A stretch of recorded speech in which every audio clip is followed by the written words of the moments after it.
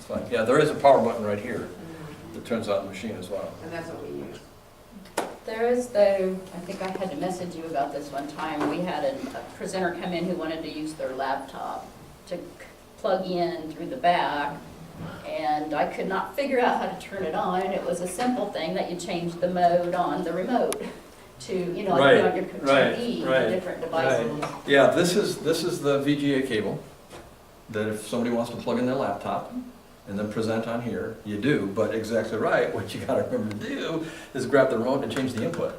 It's just like at home, when you have to change the input to your Blu-ray or whatever, or I've now learned, because my wife, having the summer off, needed to catch up, not catch up, she needed to replay, Downton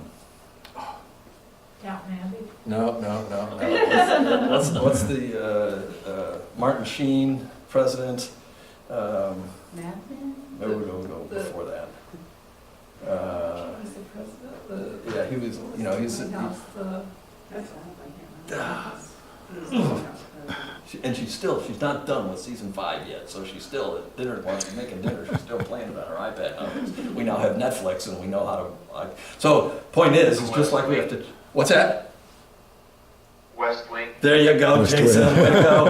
The West Way Wing. old. Yeah, we're old, you know, what can I say? What can I say? Yeah. And Jason's not, and he knew it, how about that? Way to go, Jason. So just like we have to change our TV to watch Netflix, you have to change the Mondopad to the VGA port in order to plug a laptop in and present the laptop on here. And Tom, I think that's what I used last week to plug my PowerPoint from my iPad onto the Mondo. I just turn, I'll turn it off. I just trying. See, it works. It works! How about that? Echo chamber. So yeah, so you've got, Isn't that what I would have used last week, where I connected my iPad Sure, through the sure. Same deal. HDMI cord to that? I think that's what I used, yeah, same VGA port. Same, Yeah, rotary thing. yeah, same deal. And we just kind of wrap that up and hang it off the backside of that cable. The other thing that is true about this is that we've given you enough network cable to hang yourself. The theory is that we supplied that same cable to everybody. Now in your office, it probably doesn't make sense to string this to the workroom. Now we don't want to put the Mondopad over there, right? That's ridiculous. But in theory, you could put it in that corner if you wanted to, because we've got enough cable certainly to get you to that corner. Not a problem. What else? Yeah. In regards to that cable, we move ours in different locations depending on what room's available, and sometimes we get hardwired and sometimes we're running off the wireless. Can you remind me how I switch? When I go over to the network option, it gets back to that cable option, but it's always prompting me for a password. That's because the wireless is trying to access it. So if you disable wireless, it probably won't prompt you for passwords. But I want it, we get it better when we're doing video conferencing, we get a better connection when we're hardwired. Correct. So if you go into the network options and disable wireless, it's the wireless that's prompting you for a password. It's not the wired. It's not the wired? Nope. Okay. Nope. And then am I choosing the UIE outreach or the UIE U of I? UIE U of I, Okay. which is again the wireless. What's that? That is again the wireless. Oh, which one? Those are all wireless access points it's trying to find. Oh, okay. There is no access point for wired connections. It's just there. It's just there, okay. Yep. Okay. Okay. I'm making it harder than it needed to be then. Right, you were. I do that all the time. So, but as long as you've opened that door, let me just walk through it again to make sure everybody understands that. We are moving away from UIE outreach. And we are now on UIE U of I in terms of wireless accesses, okay? That's the better one, that's the newer one, that's the one you want to be using.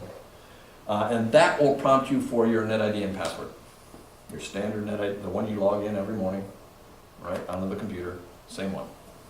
So like if I, like here, I just go Yep. on to guest. Oh, I don't. Really? Okay. I just, I used to, until I too got moved over to the campus domain like you all have been moved over. Once I got moved over, I could start using the UI, the real one like you all could use. I don't know which I have. Yeah, because the problem with guest is that it limits certain things that you can't do. Oh yeah, I got you a buy. Yes, it is. And by the way, the first time you connect to it, it'll say that it's an untrusted certificate. Do you want to trust it? Yes, you do. Sure, go ahead, trust it. I trust you alive. Other questions? Comments? Anything from the peanut gallery? Excuse me, from our remote sites?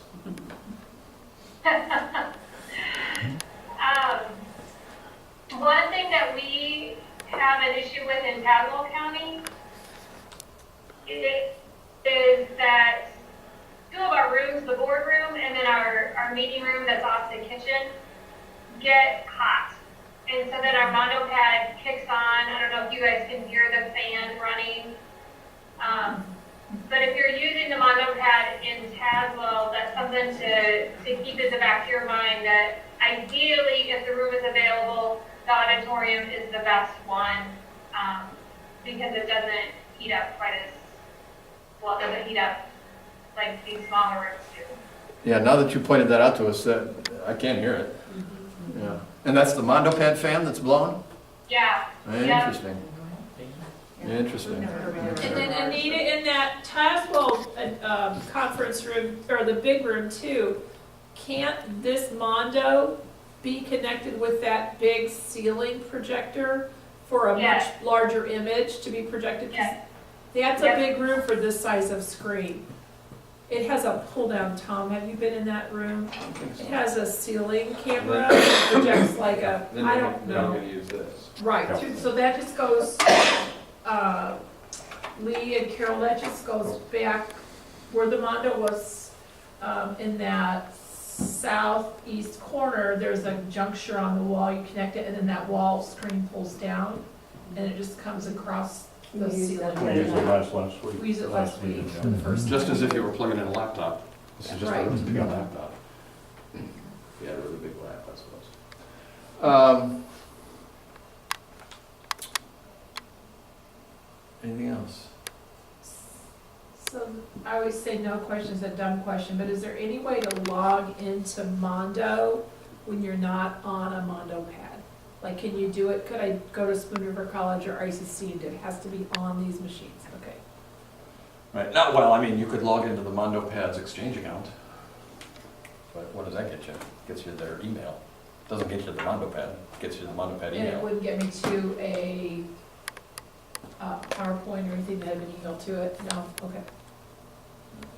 Oh, let me say one other thing about meetings, about Skype for Business meetings, that's kind of interesting. I think so anyhow.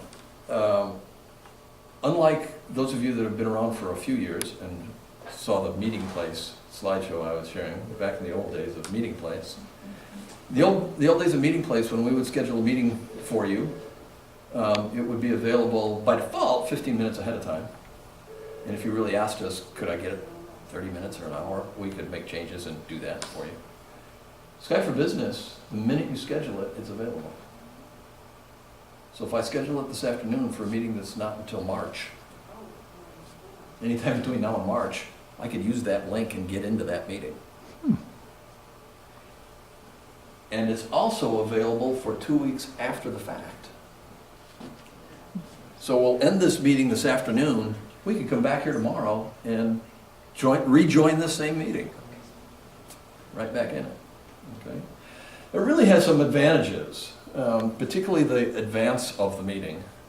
What I encourage the presenters, the presenter warriors, some of our staff are becoming experts in these because they're doing them all the time now.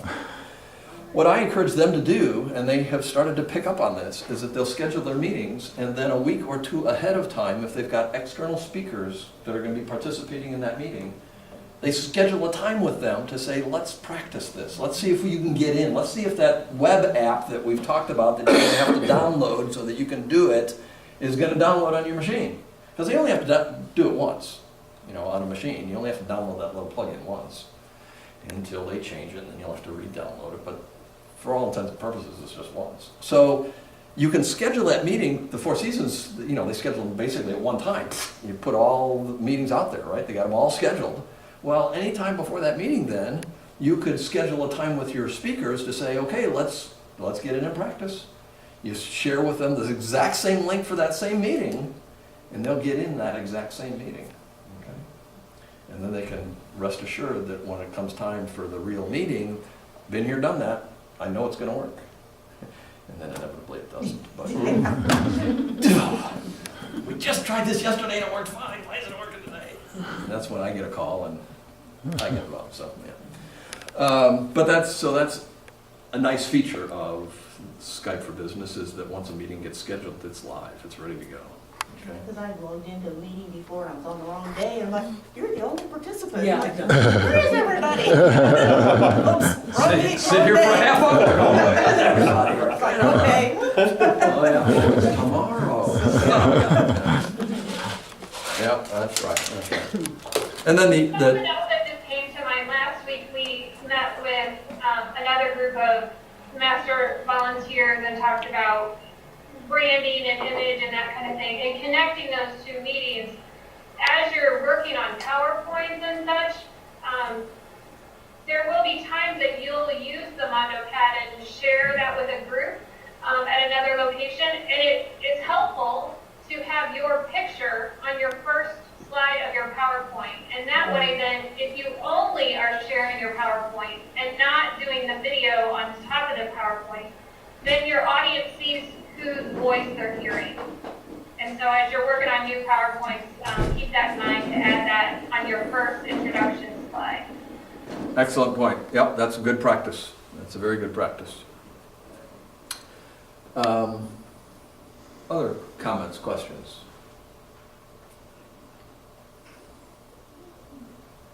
The Small Farms team, are you a part of that group? No.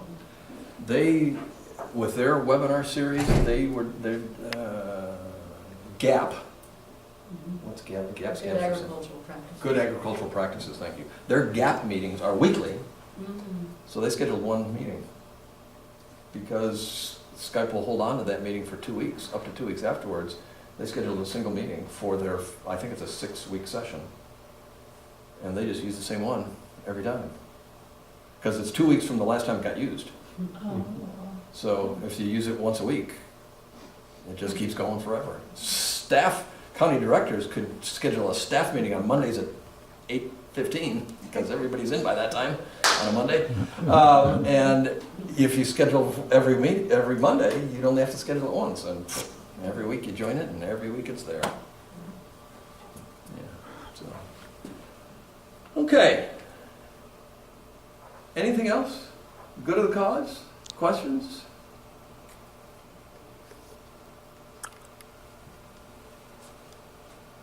Well, I understand it better now. I won't get lost between Windows and Mondo. I just was Good. so frustrated. Good. There are just a couple of other nuances in terms of recording meetings. If I wanted to record a meeting, I click on this little ellipses down there. Got that. And you'll see it says start recording. I don't know why that's jumping, going away. Start recording. Now, interestingly enough, and I'm not a lawyer, so I don't know that this is really true, but I think it's true, that in fact federal law says you have to tell people when they're being recorded. Yeah. Microsoft doesn't do that. Microsoft being the Skype for Business people. Back in the old days, again, of Meeting Place would flash up on the screen that this meeting is being recorded, and she, the operator, would say, this meeting may be recorded, or is being recorded if it was, It does when you pop join a up. meeting. It does visually pop up, but what happens if you join after somebody started the recordings? Now, if I start a recording, Doesn't it have a little thing up there it that does, says? it does, so being recorded? recording has started, okay, good, and if I dismiss that now, that goes away, but I see that little icon up there with the little red dot in it. And as long as I know that's what that is, then I know I'm being recorded. But if I'm just listening to this on the phone, there's no way I know that this is being recorded, okay? I'm surprised they haven't been sued about that. You're not gonna get sued about that. Well, you might get named, but just pass it off to Microsoft. They got deeper pockets than you all got, so don't worry about it, right? And then, of course, if I want to stop recording, I go right back to that and I say stop or pause. Okay, I could do either one of those. And now I've stopped the recordings, okay? And now, where is that recording recorded? Where did that go? Well, it's on the local drive of whatever machine started the recording and did the recording, okay? Fact of the matter is that any presenter in a meeting can record it. All of them could record it, okay? And then they all would have their own copies, okay? Now, I just did in my Link Business, Skype for Business, not Link for Business, golly. In my Skype for Business monthly tip of last week, shared a tip that I should have shared a long time ago, and that is because I had gotten two tickets in the past week about, I tried to share my recording, and they said they couldn't get it. Well, the first person was trying to share it off their local C drive, and of course, they're not going to get it. Nobody's going to be able to access your C drive to get the recording. Hopefully. Hopefully. Valid point. Hopefully. The other person had heard somewhere that, oh, if I share it, put it up on Box, then I can just send the link out to people and they can get it from Box. And that is the preferred choice. But what you have to do when you do that to Box, for those of you that are staff I'm looking at that have these Box accounts, you have to change the permissions. Because the default permissions is anyone with access to this folder. Well, unless that's the only people you want to share it with, nobody else is going to be able to get to it. So you have to change the permission to everyone with this link. And then anyone with the link, whether they have Box accounts or not, can go and click on that link and bingo get the recordings. What's a Box account? What's a Box account? So the calendar or the directory that I made, all 4 counties, the directory, I gave you that link, that's the box folder where I put those. It's like a cloud. We all know Dropbox, right? Or Box or OneDrive or Google Drive, or those are all cloud-based storage repositories. Box is the one the university is using because it's more secure than any of the rest of those that I talked about, that I mentioned. And so our recommendation then is that if you've got a recording, you've recorded a webinar and you want to make that webinar recording available after the fact to folk, you throw it up on Box. And then you change the permission to anyone with this link, and then you share that link, and then anyone can go and watch the recording, listen to the recording. Okay. So with regards to the master gardeners here, with this, for example, if there was a speaker at the Peoria County meeting and someone from Fulton County wanted to hear that content but wasn't able to make the trip to Peoria, or maybe they just wanted to watch to see how the speaker, how they engaged the group, because maybe they wanted to have them speak at Gardeners Big Day in the future. This would be an excellent example of how you might utilize the Mondopad to share what's going on at the meeting. Let's say the bridge goes out and Rhonda and I can't get to Peoria, and we've had some road difficulties in the last couple of years getting here, but we really had wanted to be here. Do you all feel like you could project the meeting, do you think, based on what you've learned today? No way. No.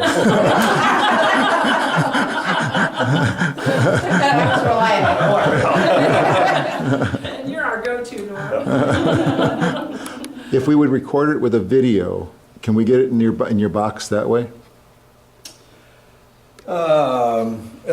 Technically, the answer to that is yes. The steps to get there would be much more challenging. Unless you send it to me.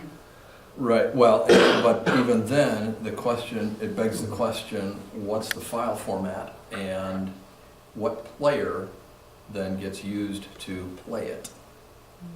If it's MP4, which if that's a relatively new video camera, it's probably recording in MP4. MP4 is the standard video Windows platform at this point. That's what these are when they're recorded as MP4 files. Then it's just another MP4 file.